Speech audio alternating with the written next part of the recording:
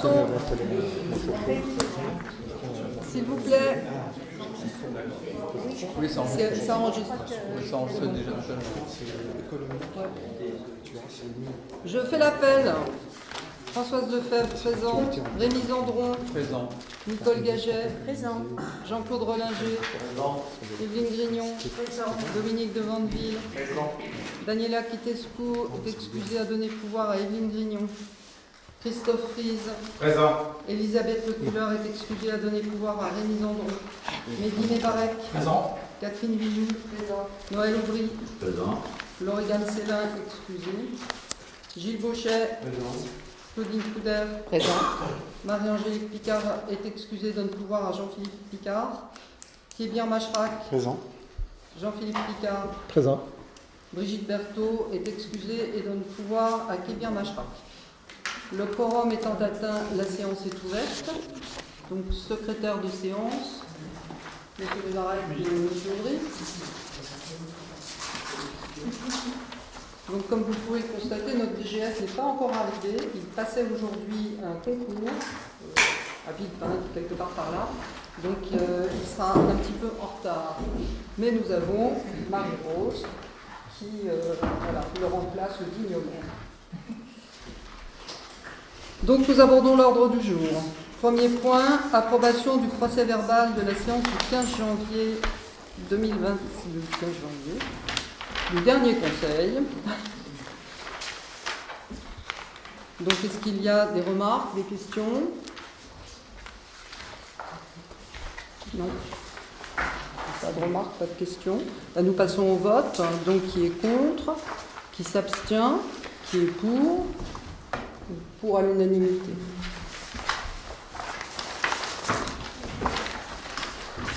Point numéro 2. Convention de mise à disposition du délégué à la protection des données.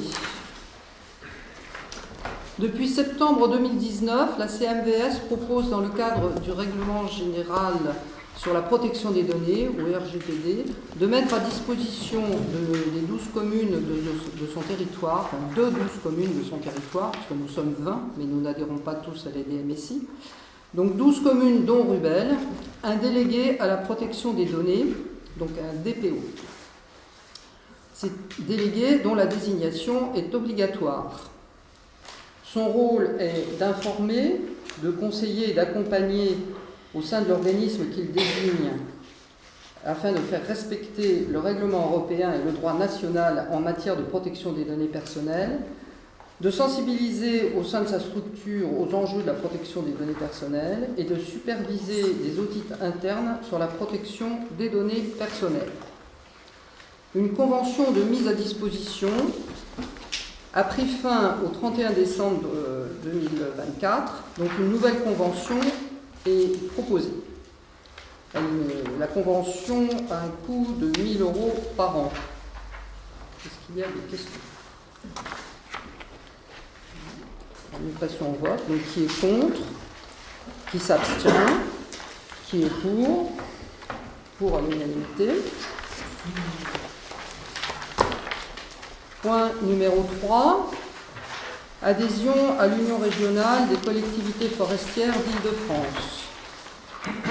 Il est proposé au Conseil municipal d'adhérer à l'Union régionale des collectivités forestières d'Île-de-France, ou URCOFOR. L'URCOFOR est une association créée en 2017 qui regroupe des collectivités propriétaires ou non de forêts. Il s'agit de placer la forêt et le bois au cœur du développement local. Et entre autres, elle peut nous apporter une aide pour faire rentrer dans l'espace communal les biens forestiers réputés sans maître. 6 000 collectivités françaises sont adhérentes. La cotisation 2024-2025 est de 150 € par an. Est-ce qu'il y a des questions? Non, alors nous passons au vote. Qui est juste une question rapide. Oui. Est-ce qu'il y a effectivement des parcelles sur lesquelles vous envisagez qu'il y a des, comme vous avez mentionné, qui sont 100 mètres? Alors, il y en a en particulier une pour l'instant, mais on peut justement, le rôle de l'URCOFOR est de repérer les parcelles 100 mètres. Donc pour l'instant, on en a une qui nous est connue, voilà, qui n'est pas très grande. Je ne connais pas exactement la superficie, mais enfin, c'est pas très grand. Et donc pour l'instant, elle n'est pas du tout entretenue. Alors, elle est réputée 100 mètres, mais il y aurait quand même 1 mètre, parce que, voilà, la difficulté de retrouver les héritiers du propriétaire qui est inscrit au cadastre. Donc, l'Urcofor nous aide dans ce travail. Okay. Pour l'instant, il n'y en a qu'une qu'on connaît, mais il y en a peut-être d'autres. Pas d'autres questions, donc nous passons au vote. Qui est contre l'adhésion? Qui s'abstient? Qui est pour? Pour à l'unanimité. Point numéro 4, révision du règlement et des tarifs de la salle Émile Trélat. Donc là, je vais passer la parole à Madame Gaget. Oui, nous avons décidé de réajuster les tarifs de la salle Émile Trélat parce que pour l'installation des chaises et des tables, le service technique est vraiment mis à contribution. Donc ça lui fait quand même du travail en plus. En plus, il y a l'usure aussi. Il y a l'usure des chaises et l'usure des tables. Donc on a demandé une contribution, c'est une participation concernant l'installation des tables et des chaises quand les associations nous les demandent. Alors pour les associations rubelloises, c'est la première adhésion est gratuite, tout est gratuit. Pour la seconde, ça marche exactement pareil, c'est-à-dire première manifestation, c'est gratuit. La deuxième manifestation, c'est demi-tarif. La troisième manifestation et les suivantes, c'est plein tarif. Donc, on a appliqué ce barème de mise à disposition des chaises et des tables pareil. Donc, c'est 120 € le tarif plein. Voilà. Alors ça, c'est pour les associations rubelloises, pour les associations extérieures, et puis pour les particuliers rubellois qui demandent des tables et des chaises. Et ça, c'est quel que soit le nombre de tables et de chaises demandées et installées. Voilà. De plus, ça permet au service technique de voir si les chaises sont propres quand on nous les rend.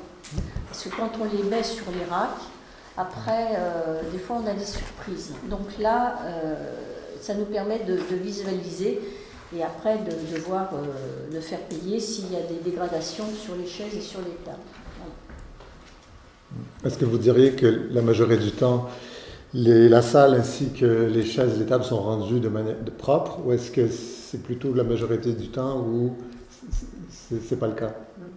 Normalement, en général, pour les associations, c'est propre. Après, c'est pour les particuliers, quand ils louent les salles, quand il y a des grosses manifestations, des mariages, des choses comme ça, il peut y avoir des débordements. Hein, on a eu des tables qui ont été abîmées. On a eu des chaises aussi qui étaient tachées. Donc, après, il faut traiter ça tout de suite parce que ça coûte cher, ces chaises. Elles coûtent très très cher.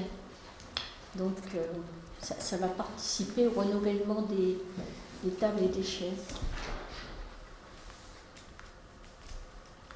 Il y a d'autres questions ou remarques?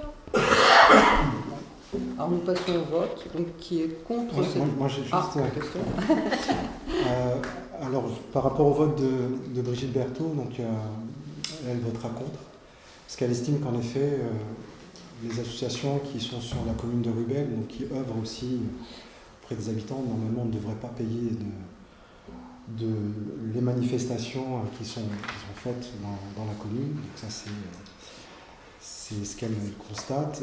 Également sur le principe du prêt de tables, de chaises, c'est un peu le même principe, donc ça ne devrait pas participer, il ne devrait pas y avoir ce forfait supplémentaire de tables et de chaises qui serait un coût supplémentaire pour les assos comme pour les gens qui habitent la commune. En général, dans les communes, Quand il loue une salle, c'est une salle vide. Après, il demande si vous voulez des tables et des chaises. Nous, jusqu'à présent, c'était un service, ça a été tout compris.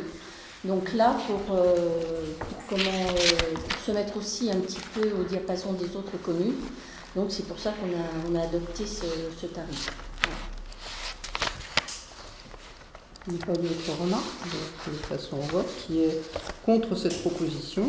Madame Berthaud, Une voix contre. Qui s'abstient? Et qui est pour? Et on reste pour.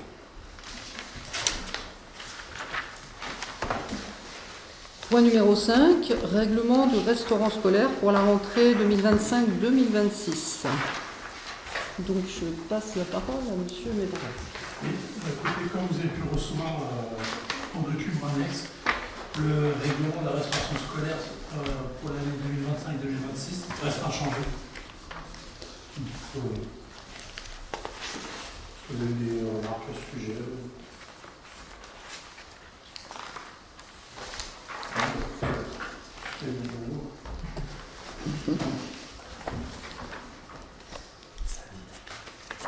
Le règlement scolaire est donné aux parents à Oui, l'inscription et il est sur le site. Il y a des questions? Non? Pas de remarques? Alors on passe au vote. Donc qui est contre? Qui s'abstient? Qui est pour à l'unanimité. Point numéro 6, tarification du restaurant scolaire à compter de la rentrée scolaire 2025-2026. Monsieur Mébarek. Oui, pour rappel, le menu de la tarification par enfant est de 4,50 € par repas pour les enfants rébellois et les enfants hors commune, une tarification de 5,90 €. Malgré l'inflation, malgré la hausse des coûts, notre prestataire, il ne nous a pas impacté cette hausse des prix, si j'ose dire. On reste inchangé à ce niveau-là. Donc c'est une grosse plus-value pour les restaurants. Donc pas de changement de tarif. Pas de changement de tarif. Est-ce qu'il y a des questions? Est-ce que vous savez combien d'enfants extérieurs nous avons en ce moment? Extérieur à la commune? Il n'y en a quasiment pas. Non, Très peu. Peut-être un ou deux, mais quasiment pas.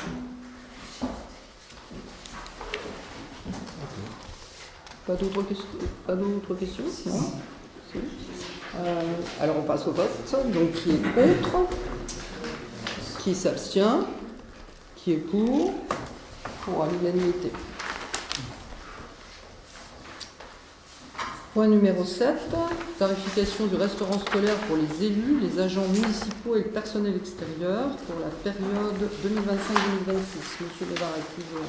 oui, le tarif est de 5,70 € pour les agents municipaux ou élus, à l'exception des repas fournis gratuitement aux agents qui, en raison de leur fonction, sont amenés par nécessité de service à le prendre sur cette pause méridienne, comme ils sont en charge des enfants. Bien sûr, c'est normal. Donc, pareil, les tarifs restent inchangés, on reste à 5,70 pour l'année 25-26. Ensuite, pour les élus, excusez-moi, pour les élus, le montant est de 10,50 € et pour le personnel extérieur, enseignants, animateurs, pareil, ça reste inchangé. Et pourquoi pour les élus? Hein? Franchement. c'est surtout pour les enseignants. Est-ce que beaucoup d'enseignants... Tous les ans, c'est Très peu. ça reste inchangé. La plupart des enseignants sur l'école de Rubel, soit ils amènent Non, Ouais. leur propre Bah oui. personnel, leur propre repas, soit ils mangent ça. Avec ces- Pas d'autres questions ou remarques? Non. Alors nous passons au vote. Donc qui est contre ces tarifs?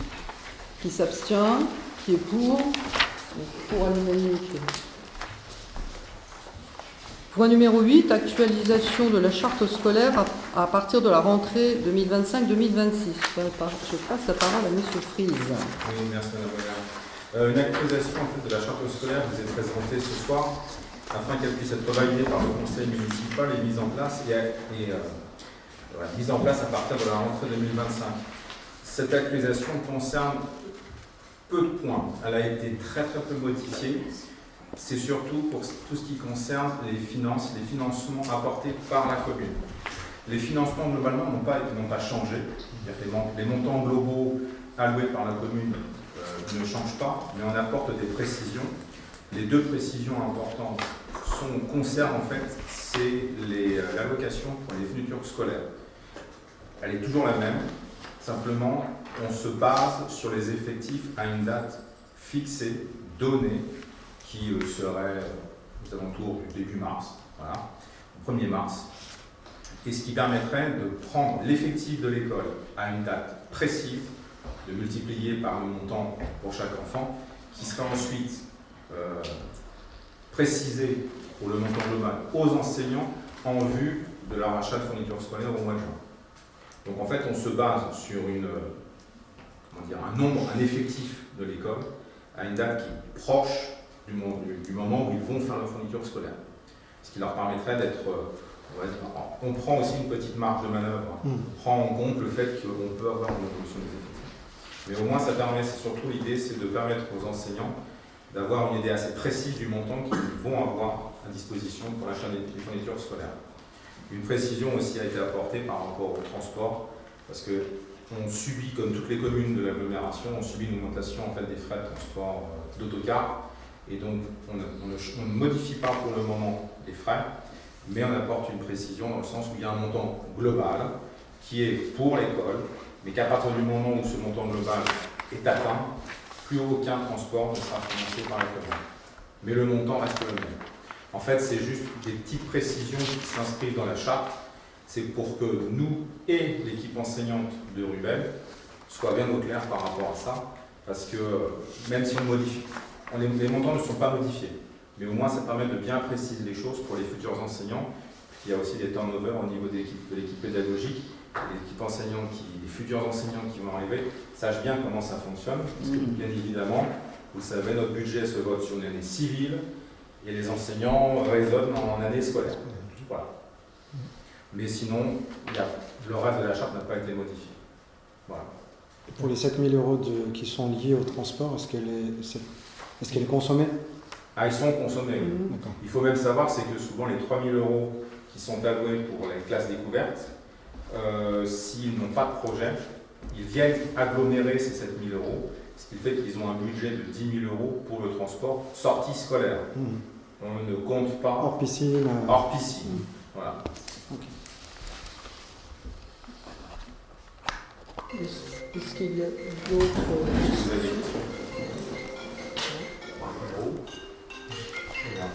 Donc, pas de questions, pas de remarques. On passe au vote. Donc, qui est contre l'adoption de cette charte scolaire? Qui s'abstient? Qui est pour à l'unanimité. Nous allons maintenant aborder les délibérations qui concernent les finances. Je vais faire quelques rappels et remarques. Après être passé en 2023 en N57, nous passons en 2024 en CFU, c'est-à-dire le compte financier unique. Le CFU est un compte commun à l'ordonnateur et au comptable public qui se substitue au compte administratif et au compte de gestion. Pour les collectivités, le passage en CFU s'étale de 2023 à 2026. Le CFU deviendra ainsi le format normal de reddition des comptes locaux en 2027. Donc vous voyez, nous ne sommes pas en retard puisque nous sommes en 2025 et que nous y passons. En 2024, la plupart des travaux étaient subventionnés. Toutefois, les délais importants de versement de ces subventions expliquent en partie le déficit d'investissement. Et nous avons une charge en moins avec la dissolution du foyer de Livry. En 2025, les projets à venir ne demanderont ni levée d'impôts communal supplémentaires, ni nouvel emprunt. En investissement, les dépenses prévues permettront de baisser encore l'enveloppe énergétique et de renforcer la sécurité des Rubellois. Concernant les recettes d'investissement, comme chaque année, plusieurs demandes de subventions et fonds de concours ont été effectués auprès de l'État, de la CMVS, du département de Seine-et-Marne et de la région Île-de-France. À cela s'ajoute le fonds de compensation pour la taxe sur la valeur ajoutée qui sera versé aux environs du 14 avril, donc très bientôt. En fonctionnement, au niveau des dépenses, quelques remarques. Pour le chapitre 011, c'est-à-dire les charges à caractère général, il est globalement prévu à la baisse comparativement aux prévisions de 2024 et aux dépenses effectives du fait de la négociation des contrats d'électricité et de gaz. Pour le chapitre 012, dépenses de personnel, elles subissent une augmentation due principalement à l'augmentation des cotisations qui concerne la Caisse nationale de retraite des agents des collectivités locales. Les effectifs sont constants, 17 agents. Il n'y a pas de recrutement en cours pour de nouveaux postes. Il est à noter que 3 agents sont en disponibilité, donc un 4e sera en disponibilité aussi en mai 2025. Et dans ces agents en disponibilité, il y aura un retour au 1er août 2025. Donc nous resterons à 3 agents en disponibilité, sauf surprise. Concernant le chapitre 65, qui est la charge de gestion courante, ce chapitre est en hausse du fait de la politique de modernisation du parc informatique de la mairie et du groupe scolaire, et de la provision des créances admises en non-valeur correspondant aux impayés irrecouvrables. Pour le chapitre 023, le virement à la section d'investissement, les recettes de fonctionnement sont supérieures aux dépenses de fonctionnement, donc il y a un bénéfice. Afin d'équilibrer la section de fonctionnement, la différence a été injectée en section investissement, après calcul du besoin de financement en section investissement. Pour les recettes de fonctionnement, en 2024, elles ont été à la hausse du fait de l'augmentation des produits de la taxe foncière, chapitre 73. La base avait augmenté de 3,4%. Et du résultat d'exploitation reporté excédentaire, ce qui est le chapitre 002. Pour faire un petit focus sur la gestion de la dette, le taux moyen de la dette est à 2%, ce qui est plutôt bien. Donc je vais, pour la suite des délibérations finances, passer la parole à M. Gauchet. Enfin, dans un premier temps déjà, le point numéro 9, étant l'adoption et l'approbation du CFU, qui, comme je vous l'ai annoncé, regroupe le compte administratif et le compte de gestion. Je vais devoir sortir, comme c'est la loi, et je vais vous laisser désigner un rapporteur. Donc, il y a un appel à candidature pour faire le rapport de ce CFU. Donc, je sors.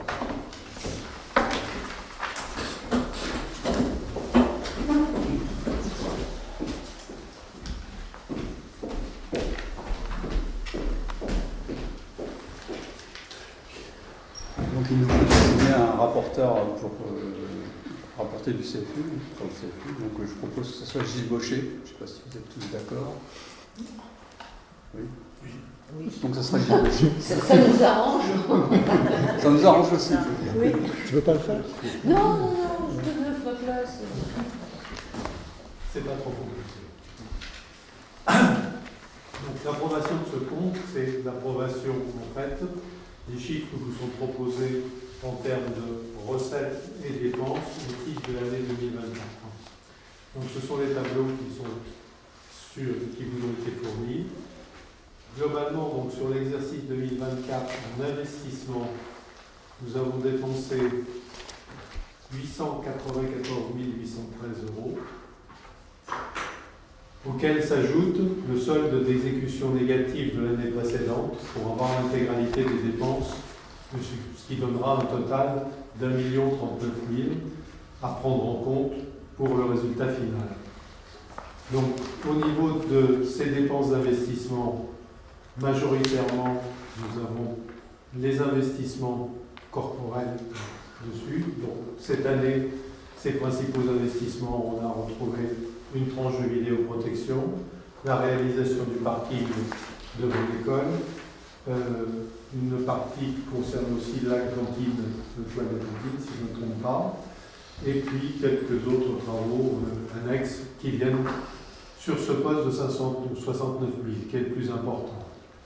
Ensuite, au niveau, Mme la maire a parlé de la dette, le remboursement de la dette, donc les emprunts, pour 225 000 euros, ce qui nous a permis donc d'abaisser la dette à 2 840 000 à l'heure actuelle. Nous étions au-dessus de 3 millions l'an dernier, puisqu'il n'y a pas eu d'emprunt nouveau sur l'année 2025. Et il n'y en aura pas sur l'année 2025, le maire l'a précisé tout à l'heure. Donc voici pour les dépenses d'investissement.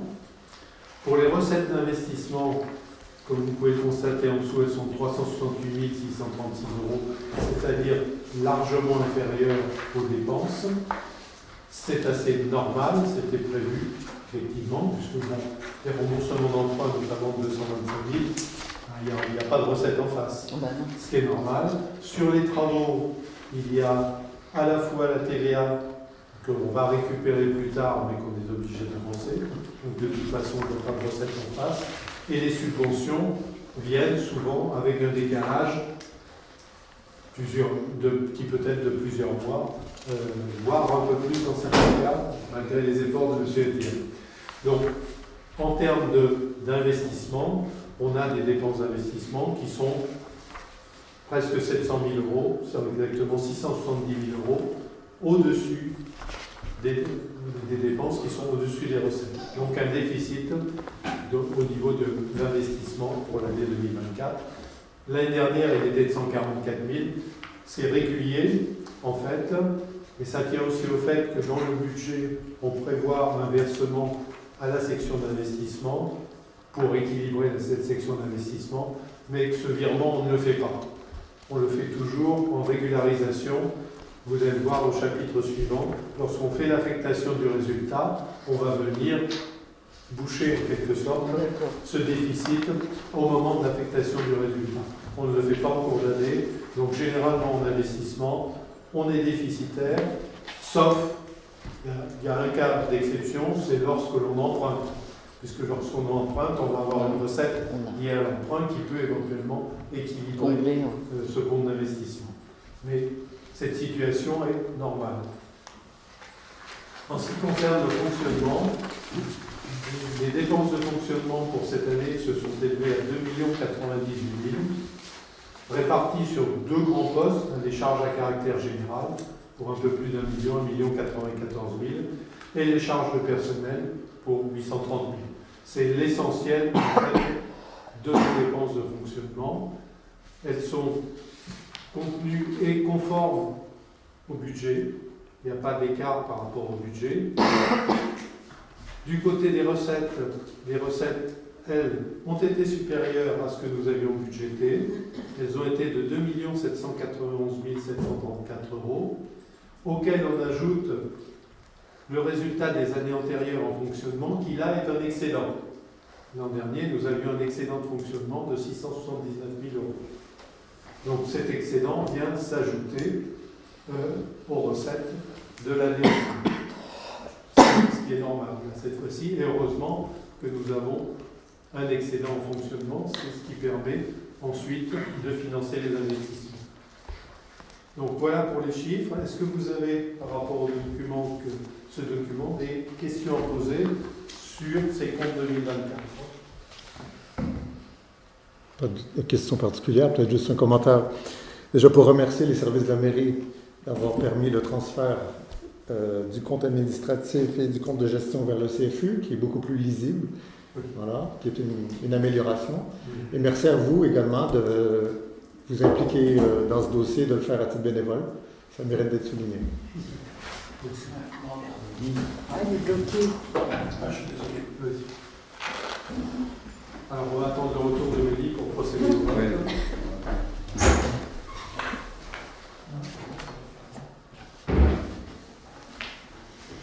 Alors, ces chiffres sont bien évidemment vérifiés par la trésorerie qui dit si elle trouve une anomalie ou pas, de faire monter avant la clôture de ce compte. Alors, c'est plus simple que le compte de gestion, le compte administratif, c'est plus évident, mais c'est beaucoup plus facile à comprendre. Et ça vous allège ici? Hein? Alors, moi pas trop. Plus ou moins, non, pas forcément. La mise en place a été Un effet compliqué, oui, bien sûr. calibrer les choses, mais derrière, ça permet justement de poursuivre les différents contrôle de gestion, dans un esprit de transparence. Et les chiffres que vous avez là, c'est à la fois pour le trésorier, des contrôles qu'il peut faire tout au long de l'année, qu'il ne pouvait pas faire avant. Et aussi pour nous, ça nous permet d'avoir un retour plus spécifique avec notre trésorerie et qui confirme à chaque fois notre solidité financière. C'est Messi qui gênait. Oui, il était mal garé. Et c'était bien en. Ce que vous dit aussi Marie-Rose, c'est qu'on a profité du changement de logiciel. Donc c'est pour ça que ça a été aussi lourd, parce que on est passé d'un ancien système à un système plus modernisé, mais on a dû basculer aussi via le nouveau logiciel pour reparamétrer les choses. Une fois que c'est fait, c'est ça. Il y a un temps de traitement depuis le mois d'octobre. En fait, le CFU, c'est un transfert entre l'ordonnateur et le trésorier.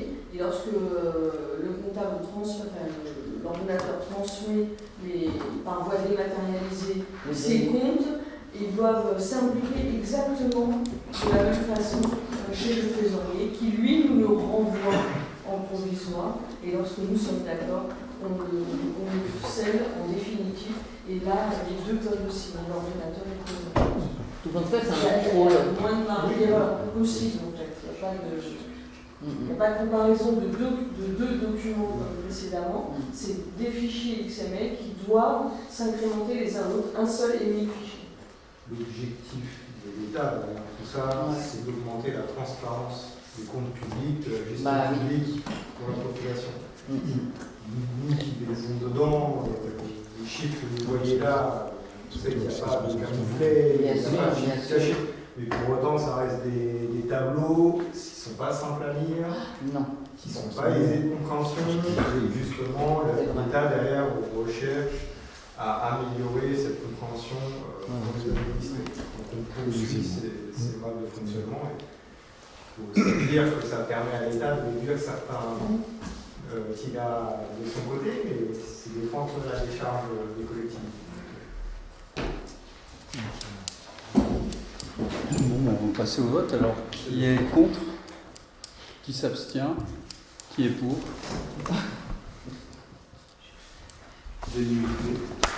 Madame Le Véran, pour l'invitation de Oui, je crois. On va vous passer la feuille de signature du CFU.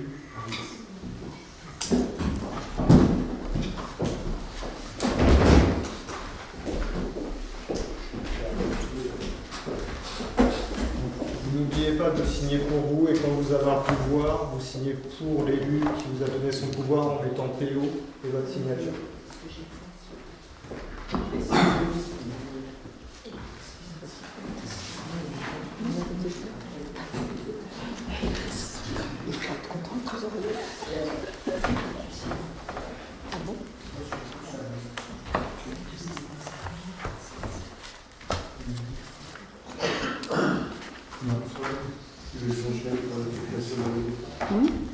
Peut-être que vous voulez, ça vous gêne si on poursuit?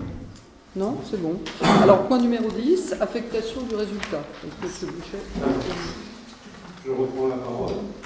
Donc, le résultat, les chiffres que l'on a vus, permettent en fonctionnement de dégager un résultat d'exercice de 693 000 €.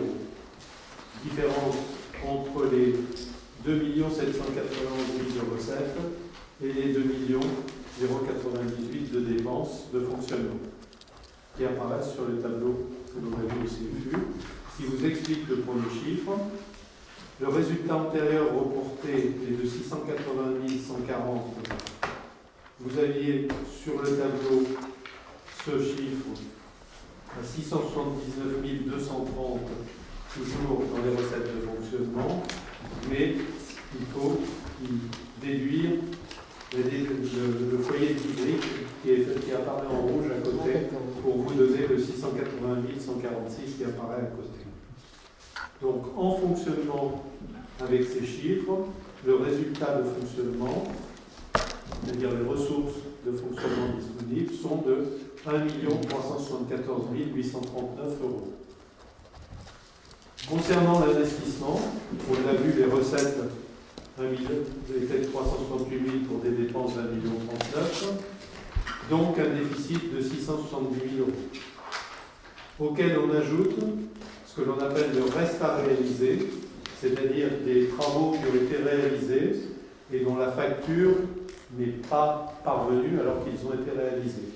On appelle aussi les factures non parvenues dans d'autres langages. Donc ça concerne la vidéoprotection pour 93 000 euros. Donc on sait que c'est à payer. Donc dans le résultat, ça figure en termes de besoin de financement. Donc besoin de financement de la section d'investissement de 763 746, auquel on va retirer 412 euros excédentaires de la déduction du foyer de Ivry, ce qui donne 763 334 euros de réserve à affecter pour arriver à rééquilibrer 112, c'est ça. Voilà. Donc pour rééquilibrer le compte d'investissement, comme je le disais tout à l'heure, en fait, on fait cet équilibre en fin d'année, donc pour combler le déficit de l'investissement, de manière systématique à l'affectation du résultat. Donc il y a la première proposition est d'affecter au compte 1068 en investissement 763 334,70 €. Et il restera donc ensuite des 1 374 000 que nous disposions en fonctionnement, la somme de 611 504 euros que l'on va reporter en excédent de fonctionnement. Est-ce que c'est clair pour chacun d'entre vous? Est-ce que vous avez des questions? C'est clair. C'est un petit jeu d'arithmétique. Oui, c'est ça, Voilà. c'est un peu compliqué, j'avoue. Donc, comblement de l'investissement pour que le compte d'investissement soit à 0 au début d'année et affectation du solde en réserve de fonctionnement, ce qui va nous permettre ensuite, dans le budget 2025, de pouvoir injecter ces 611 000 euros dans l'investissement 2025, puisqu'on finance l'investissement avec l'excédent de fonctionnement. C'est l'une des principales bases de financement d'investissement, et c'est pour ça que si vous ne faites pas de résultats en fonctionnement, vous êtes très mal pour investir. Et encore plus mal pour rembourser les dettes si vous en avez. Donc il est important d'avoir un résultat de fonctionnement, et ça correspond grosso modo à la trésorerie disponible en début d'année, qui est de l'ordre de 600 000 euros au début de cette année. Voilà. Est-ce que vous avez des questions? Non, ni question ni remarque. Alors on passe au vote. Qui est contre cette affectation de résultat? Qui s'abstient? Qui est pour? L'unanimité pour. Point numéro 11. Vote des taux d'imposition 2024. Donc M. Boucher continue. Donc là, c'est plus une décision collégiale du Conseil de proposition de la maire, qui est de ne pas modifier les taux d'imposition, c'est-à-dire les pourcentages sur la taxe foncière, notamment, et la taxe d'habitation, de ne pas modifier les taux pour l'année 2025.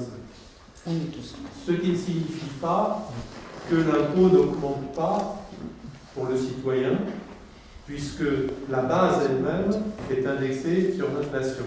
C'est-à-dire qu'on va trouver automatiquement une augmentation qui est cette année moins élevée que l'année précédente, c'est 1,7% d'augmentation de la base, donc qui ne dépend pas, elle, de la commune. Ce qui dépend du Conseil, c'est les taux que l'on applique. Et donc les taux qui étaient en vigueur l'an dernier, 37,4 pour le foncier bâti, 63,08 pour le non bâti et 11,70 pour la taxe d'habitation, ainsi que la majoration de 60% pour la taxe d'habitation, propose de ne pas modifier ces taux pour l'année 2025. Donc le budget sera construit en fonction de ces taux stables, mais avec une assiette qui, elle, est variable. Voilà. Est-ce qu'il y a des questions? Des remarques? C'est bien expliqué. Je suis plutôt contente. Donc on passe au vote. Qui est contre ces taux proposés, stable, donc. Qui s'abstient? Qui est pour? Pour à l'unanimité. Alors, le point numéro 12, le budget primitif 2025. Donc, voilà, je continue. Donc vous avez tous reçu la maquette il y a une dizaine de jours, donc vous avez eu le temps de l'étudier. Donc, est-ce que vous avez des remarques à faire sur ce qui est prévu au budget? Alors je rappelle que c'est un budget primitif. Hein. Voilà. C'est-à-dire qu'il peut y avoir des modifications en cours d'année, par décision modificative ou un vote d'un budget complémentaire. Alors, il faut détailler un petit peu les chiffres, peut-être. Oui. Voilà. Donc, ce qui est prévu, vous l'avez vu en termes de dépenses d'investissement. Les dépenses d'investissement sont prévues à 2 295 827. Alors, vous avez eu le détail fourni. Ce ne sont pas 2 millions de travaux.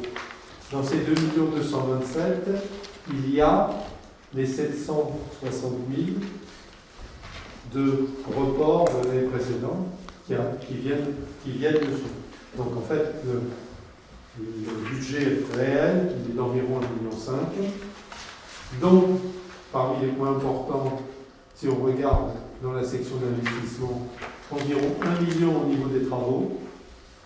Les principaux travaux portent sur la vidéo, donc la tranche 3 de la vidéoprotection, qui est un des gros morceaux, l'éclairage, la reprise de l'informatique, la route de l'eau est à prendre, et dans l'entretien de voirie, bitume, entretien des routes, puisqu'on n'a pas fait beaucoup depuis plusieurs années. Ça, ce sont les principaux postes donc, en investissement. Il y a quelques postes annexes supplémentaires. Et un poste important cette année, qui est le poste de remboursement de la dette, qui apparaît à 448 000. L'an dernier, on a remboursé 225 000. Nous intégrons dans le budget 2025 un remboursement de 240 000 € du prêt-relais contracté il y a 2 ans, prêt-relais de 480 000 €, qui est à rembourser avant 2026, jusqu'en 2026. Donc pour moitié cette année dedans. Donc un poste remboursement d'emprunt élevé aussi, ce qui fait les 1,5 million auxquels s'ajoutent les 760 000 de comblement du déficit de l'année précédente. Donc ce chiffre de 2 295 000, il faut bien l'interpréter de cette manière. Voilà. Donc en termes de financement, donc le financement va provenir des subventions que l'on peut recevoir, effectivement. Ils sont positionnés de l'ordre de 270 000 €. Du FCTVA, donc qui correspond à la TVA que l'on récupère sur les investissements de 2023. Voilà, que l'on avait avancé avant et que l'on récupère toujours en année N+2. Oui, 240 000 €. Et 1 million en provenance de la section de fonctionnement. Donc dans ces 1 million, il y a les 611 000 de solde de l'année précédente et l'excédent de fonctionnement prévu dans le budget 2025. Qui viennent effectivement terminer de boucler cette enveloppe d'investissement. Au niveau du fonctionnement, 3 186 000 en dépenses. Alors sur ces 3 186 000, là aussi, on va trouver le virement vers la section d'investissement qui est d'1 million. Donc les dépenses réelles seraient de 2 186 000.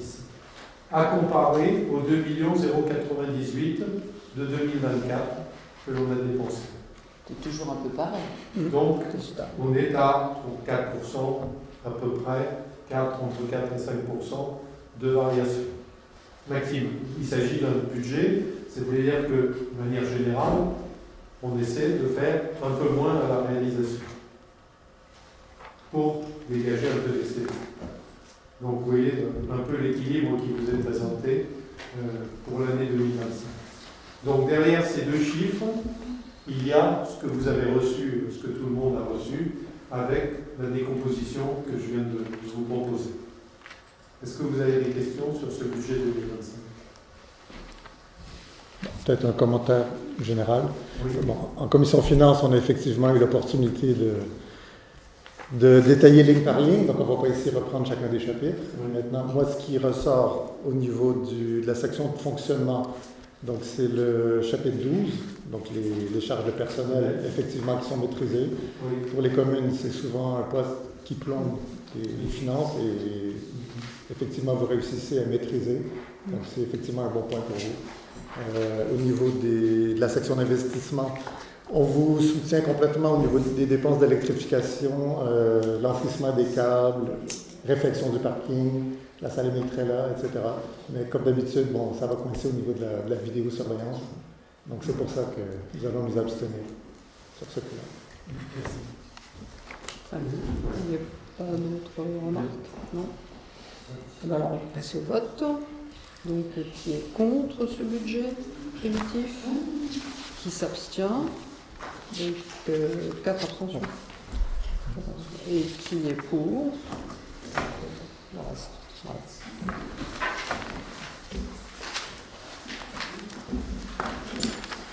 Alors, point numéro 13.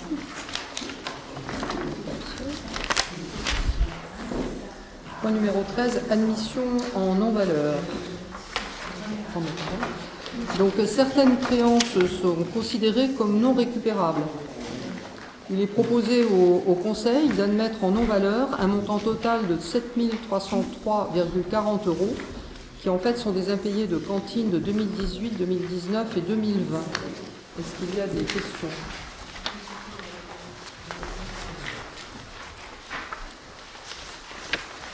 Non, pas de questions, alors on passe au vote. Donc qui est contre ces admissions en non-valeur? Qui s'abstient? Qui est pour à l'unanimité.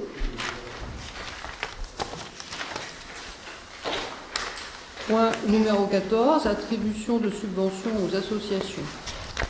Donc il est proposé au conseil municipal d'attribuer des subventions à Rivage Autonomie, qui est une aide aux personnes âgées ou malades, à l'amicale des anciens combattants de Rubel et à Rubel Amitié. Chaque association a présenté le CERFA 1256 obligatoire pour prétendre à ces subventions.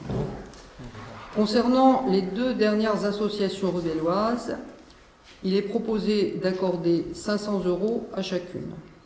Rivage Autonomie a une subvention qui dépend de la population, du nombre d'habitants, et elle est fixée à 1 488 €. Et là, on n'a pas le choix. Le choix de dire non. On ne peut pas moduler la subvention.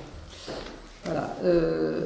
Donc je vais inviter M. de Vandeville soit à sortir, enfin de toute façon tu ne peux pas voter, donc voilà, pour les anciens combattants. Enfin, on va commencer par les anciens combattants, on ira te chercher, et après tu pourras voter pour les autres. Hein, voilà. D'accord. Bon, tu peux t'en aller.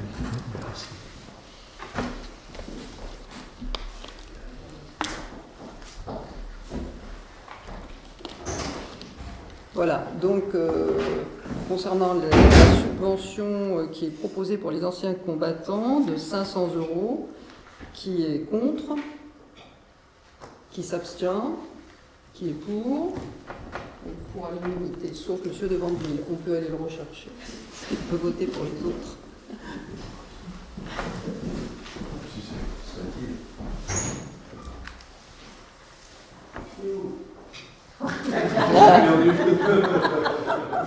Il a disparu.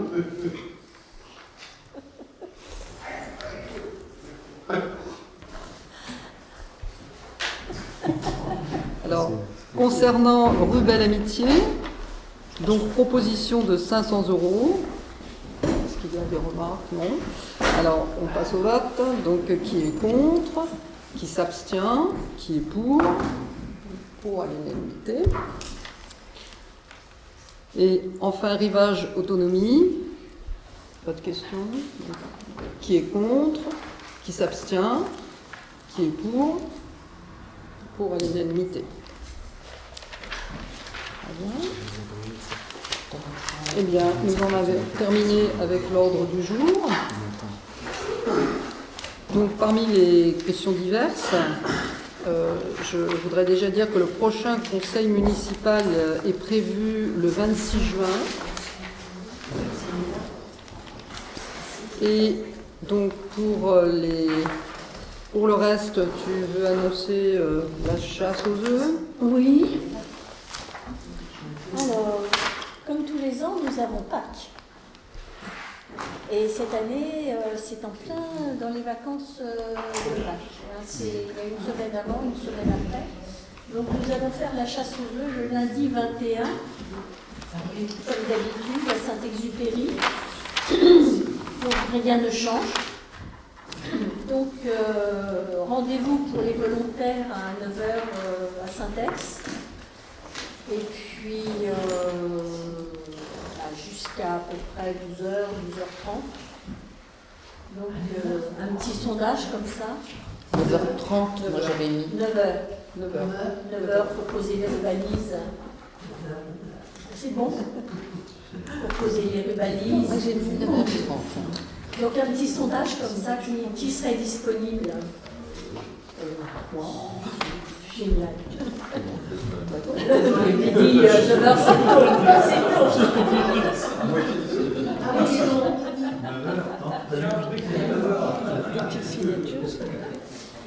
Pour la faire mentir, je viendrai à 8h45. Donc, comme d'habitude, il faudra poser les valises le matin, mettre les œufs, et puis mettre les balles de ping-pong. Hein, et puis, alors peut-être une petite nouveauté. J'ai vu avec le service technique sur le côté des petits. Parce que c'est vrai que sur le côté des petits, c'est pas très facile de mettre des balles, ils les trouvent tous les jours. Donc là, on va voir si c'est possible de faire comme une petite maison, ou faire des endroits où ils peuvent se faufiler dedans. Voilà, des pièges, non? Avec des bottes de paille. Voilà. Donc vraiment, on va essayer. Je n'ai pas dit qu'on n'y arrivera. Bon, on va essayer. Donc pour les petits, c'est ce qui est à gauche. Et puis après, il faudra surveiller aussi, surveiller les enfants quand ils cherchent. Et distribuer les chocolats. Et puis essayer les chocolats. Enfin bon, je crois que vous avez tous l'habitude. Oui. Il faut faire les sacs. Il faut faire les sacs. Donc, là, j'ai bouclé la chose. Septembre, c'était déjà bouclé. Voilà. J'ai choisi, c'est les petits sacs qu'on aura distribués. Voilà. Donc ça, c'est donc le 21 avril. Nous avons une visite guidée de Rubel et de la Maison de la Faïence organisée par l'Office de tourisme le 26 avril dans Rubel à partir de 16h. Voilà. Non, à partir de 16h30 jusqu'à 18h. Alors le rendez-vous est devant la Maison de la Faïence. Et puis après, il y a une déambulation dans le village. L'office de tourisme commente un petit peu l'histoire du village et de la maison de la Faïence, et ça se terminera à l'église. Donc si vous êtes intéressé, vous pouvez vous positionner à l'office de tourisme. Le tarif est de 9 €, et pour les enfants, il est de 7 €. Voilà. Et gratuit pour les moins de 6 ans. Ça, c'est une visite qui se fait, ça fera la 2e année. Et l'année dernière, on avait eu du monde. Voilà. Donc ça, c'est le 26. Vous êtes conviés. Hein. C'est c'est accompagné par l'office de tourisme, mais si vous voulez venir pour en profiter, c'est sympathique. Les gens sont sympas, en général. Voilà. Ensuite, alors, du vendredi 25 avril au dimanche 27 mai, on va mettre, comme tous les ans, place à Saint-Exupéry aussi, du compost. Voilà, donc vous pouvez prévenir vos voisins, ou même si vous voulez venir chercher du compost avec peut-être pas avec une lessiveuse, mais enfin bon, il faut en laisser un petit peu pour les autres. Voilà. C'est quand le compost? Quelques sous, voilà. Du 25 avril. Alors ça, c'est la première. Là, on fait ça du 25 avril au 27 avril, mais je pense qu'on va en faire une deuxième en mai, pour fin mai. Voilà. 25 au 27. Alors là, c'est pour toutes les deux. Voilà. Tu veux annoncer? Pour Saint-Exupéry. Alors le CCAS offre aux anciens Grésois le muguet. Donc, aux anciens et aux médaillés du travail. Voilà, aux médaillés du travail. Donc ça, c'est le CCAS qui s'occupe. Et après, c'est suivi d'une petite collation. Et ça, c'est la commune qui l'organise. Donc là, c'est pareil, on aura peut-être besoin de distributeur. Voilà, distributeur, voilà. Et puis, et puis surtout, il y a une liste explique pour le muguet. Il y a un fichier et les gens. On a le fichier des aînés. Donc, on demande aux aînés de nous répondre parce que vous avez des gens qui viennent réclamer le muguet alors qu'en fait, non, c'est pour les aînés. Hein, on est bien d'accord. Donc, moi, j'aurai le fichier et puis on vérifiera les gens. Ils nous donneront leur nom et on leur remettra le muguet. Oui, c'est ceux qui ont reçu le courrier. Oui, ceux qui ont Bien reçu sûr. le courrier et qui veulent bien répondre. Je réponds là. Pas moi, je suis pas née. Je suis pas assez vieille, moi. À partir de 11h, la salle très là. Très bien. Oui, ça suffit. Voilà. Très bien. Il n'y a pas d'autres remarques, questions? Ah non, On peut dire déjà si on peut venir ou pas. On peut venir ou pas? ah oui, oui, oui. Ah oui, oui. Ah mais vous êtes chaleureusement conviés. Hein, Bah, c'est le premier et mai. voilà. Est-ce qu'il faut venir avant, préparer, Bah, je vous ferai un petit. Gna. Comme d'habitude. Il y a plein de trucs.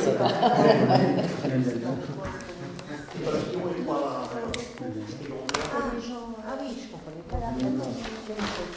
Très bien. Bah, s'il n'y a plus de questions ou de remarques, la séance est close. Merci.